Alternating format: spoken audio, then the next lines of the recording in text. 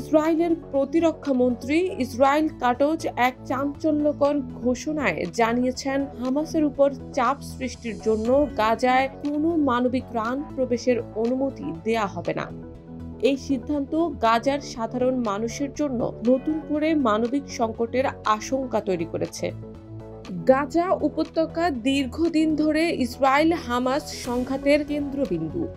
এই অঞ্চলে বসবাসকারী প্রায় ২০ লাখ মানুষের জন্য খাদ্য, পানি, ওষুধ এবং জ্বালানির মতো মৌলিক চাহিদা পূরণ করা ক্রমশ কঠিন হয়ে পড়েছে। ইসরায়েলের নিয়ন্ত্রণে থাকা সীমান্ত দিয়ে ত্রাণ সরবরাহ বহুবার বাধাগ্রস্ত হয়েছে। এবারের নিষেধাজ্ঞার ঘোষণা এই পরিস্থিতিকে আরও জটিল করে তুলতে পারে। জাতিসংঘের তথ্য অনুযায়ী গাজার ৮০%-এরও বেশি বাসিন্দা মানবিক সহায়তার উপর নির্ভরশীল। এই সিদ্ধান্তের ফলে হাসপাতালগুলোতে ওষুধের ঘাটতি, খাদ্য সংকট এবং পানির অভাব আরও তীব্র হতে পারে। শিশু ও বয়স্করা এই সংকটের সবচেয়ে বড় শিকার হতে পারেন। ইসরায়েল কাটজের দাবি, হামাস ত্রাণ সামগ্রী ব্যবহার করে নিজেদের শক্তি বৃদ্ধি করছে।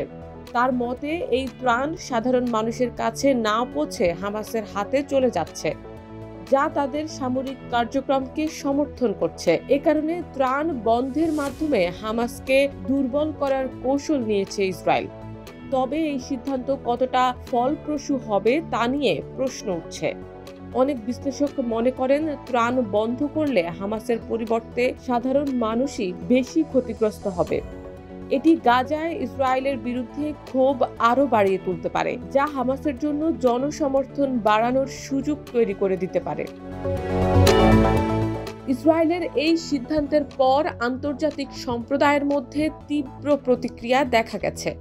জাতিসংঘের মানবাধিকার বিষয়ক প্রধান ফিলিপ লাজারিনি বলেছেন, গাজায় ত্রাণ বন্ধ করা একটি সম্মিলিত শাস্তির সমতুল্য, যা আন্তর্জাতিক আইনের লঙ্ঘন। ইউরোপীয় ইউনিয়ন এবং আরব লীগও এই সিদ্ধান্তের নিন্দা জানিয়েছে। তবে ইসরায়েলের ঘনিষ্ঠ মিত্র যুক্তরাষ্ট্র এখনও এ বিষয়ে স্পষ্ট কোনো অবস্থান জানায়নি।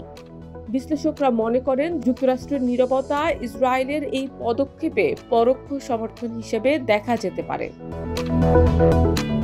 গাজায় সাধারণ মানুষের জন্য এই সিদ্ধান্তের প্রভাব ভয়াবহ হতে পারে। স্থানীয় একজন বাসিন্দা আল জাজিরাকে বলেছেন, আমাদের কাছে খাবার নেই, ওষুধ নেই, কিন্তু ত্রাণ বন্ধ হলে আমরা বাঁচব কিভাবে? এ ধরনের বক্তব্য গাজার মানুষের মধ্যে ক্রমবর্ধমান হতাশা ও ভয়ের প্রতিফলন। এই সিদ্ধান্তের ফলে গাজায় দুর্ভিক্ষের আশঙ্কাও বাড়ছে। ইতিমধ্যে অনেক পরিবার একবেলা খাবার জোগাড় করতে হিমশিম খাচ্ছে। হাসপাতালগুলোতে জ্বালানির অভাবে জেনারেটর বন্ধ হয়ে যাওয়ার ঝুঁকি রয়েছে, যা রোগীদের জীবনকে আরও বিপন্ন করে তুলবে। ইসরায়েলের এই পদক্ষেপ কিভাবে এগিয়ে যাবে তা এখনো স্পষ্ট নয়। ত্রাণ বন্ধের ফলে হামাসের উপর চাপ বাড়লেও এটি গাজার সাধারণ মানুষের জন্য একটি বিপর্যয় ডেকে আনতে পারে। আন্তর্জাতিক সম্প্রদায়ের চাপে ইসরায়েল এই সিদ্ধান্ত থেকে সরে আসতে পারে কিনা তাও একটি বড় প্রশ্ন। এই মুহূর্তে গাজার মানুষের দুর্দশা আরও গভীর হচ্ছে।